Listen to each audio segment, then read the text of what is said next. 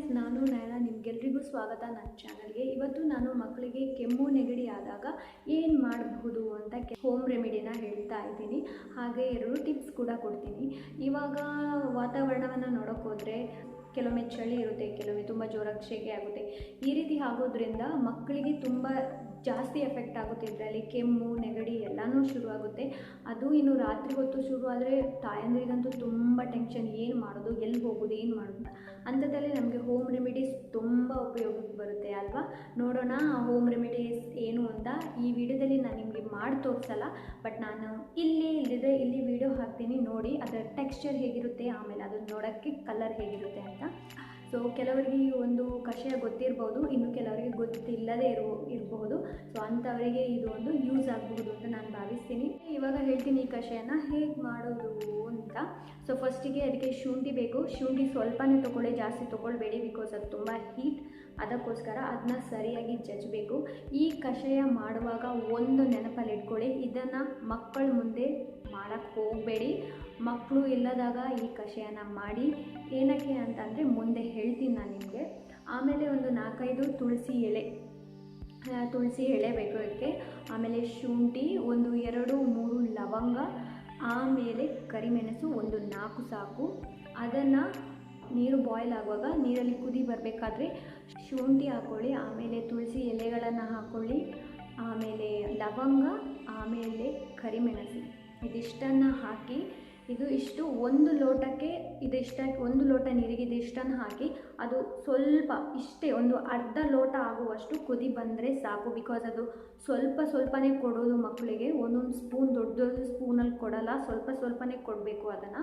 So ಅದಕ್ಕೋಸ್ಕರ ಅದರ quantity ಯಾವಾಗ ಸ್ವಲ್ಪ ಕಡಿಮೆ ಆಗುತ್ತೋ ಅಲ್ಲಿ ತನಕ ಅದು ಕುದಿ ಬರ್ತಾ ಇರಬೇಕು. ನೀವು ಇಲ್ಲಿ ನೋಡ್ತಾ ಇರ್ಬೋದು ಹೇಗಿದೆ ಅಂತ.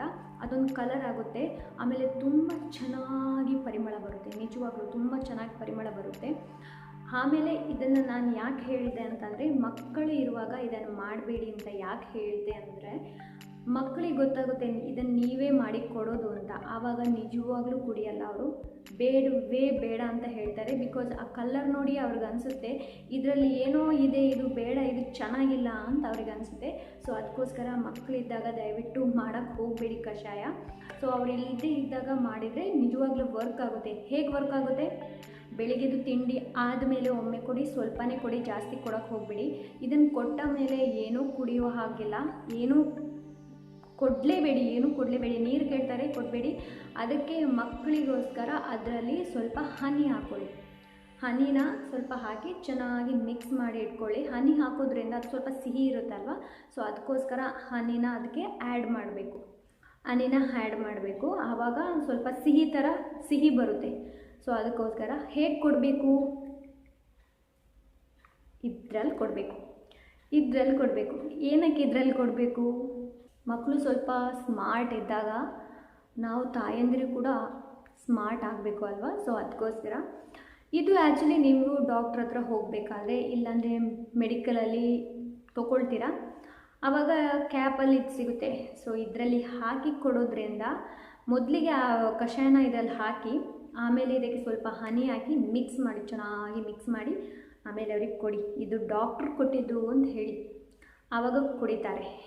ನೀವು ಮಾಡಿ ಕೊಟ್ಟದು ಅಂತಂದರೆ ಕುಡಿಯೋದೇ ಇಲ್ಲ. ಇದನ್ನು ಡಾಕ್ಟ್ರಿಗೆ ಕೊಟ್ಟದು ಕುಡಿ ಅಂತಂದಾಗ ನಿಜವಾಗ್ಲೂ ಕುಡಿತಾರೆ. ತುಂಬ ಚೆನ್ನಾಗಿ ವರ್ಕ್ ಆಗುತ್ತೆ ಇದು. ನನ್ನ ಮಗಳಿಗೆ ವರ್ಕ್ ಆಗಿದೆ, ನನ್ನ ಮಗಳಿಗೆ ಇದರಲ್ಲೇ ಕೊಡ್ತೀನಿ ನಾನು. ತುಂಬ ಒಳ್ಳೆ ವರ್ಕ್ ಮಾಡುತ್ತೆ ಇದು. ರಾತ್ರಿ ಹೊತ್ತಂತೂ ತುಂಬ ಚೆನ್ನಾಗಿ ವರ್ಕ್ ಮಾಡುತ್ತೆ. ಹನಿ ಡಾಬರ್ ಅವರದ್ದು ಯೂಸ್ ಮಾಡ್ತಾ ಇದ್ದೀನಿ. ಇದು ತುಂಬ ಚೆನ್ನಾಗಿದೆ. ಬಟ್ ಈ ಹನಿ ತುಂಬ ಚೆನ್ನಾಗಿದೆ. ಇದಕ್ಕಿಂತ ಕೂಡ ತುಂಬ ಸಣ್ಣದು ಸಿಗುತ್ತೆ. ಆ್ಯಕ್ಚುಲಿ ನಾನು ಹೇಳಿದ್ದು ಸಣ್ಣದು ತರೋಕ್ಕೆ ನನ್ನ ಹಸ್ಬೆಂಡಿಗೆ, ಬಟ್ ಅವರು ಇದನ್ನು ತೊಗೊಂಡು ಬಂದರು. ಇದರ ರೇಟ್ ಬಂದಿತ್ತು 62 ರುಪೀಸ್. ಸೊ ಇದು ತುಂಬ ಸಿಹಿ ಇರೋದ್ರಿಂದ ನಿಮಗೆ ಅಷ್ಟೊಂದು ಖಾರ ಗೊತ್ತಾಗಲ್ಲ ಮಕ್ಕಳಿಗೆ. ಇದನ್ನು ಹಾಕೋದ್ರಿಂದ ಸಿಹಿ ಇರುತ್ತೆ, ಕುಡಿತಾರೆ. ಸೊ ಐ ಹೋಪ್ ಈ ಒಂದು ಟಿಪ್ಸ್, ಈ ಒಂದು ಕಷಾಯ ನಿಮಗೆ ವರ್ಕ್ ಆಗ್ಬೋದು ಅಂತ ಭಾವಿಸ್ತೀನಿ. ಇಷ್ಟ ಆದರೆ ಲೈಕ್ ಮಾಡಿ, ಹೊಸಬರಾಗಿದ್ದರೆ ಪ್ಲೀಸ್ ಸಬ್ಸ್ಕ್ರೈಬ್ ಮಾಡ್ಕೊಳ್ಳಿ. ನಾನು ಭೇಟಿ ಆಗ್ತೀನಿ ಇನ್ನೊಂದು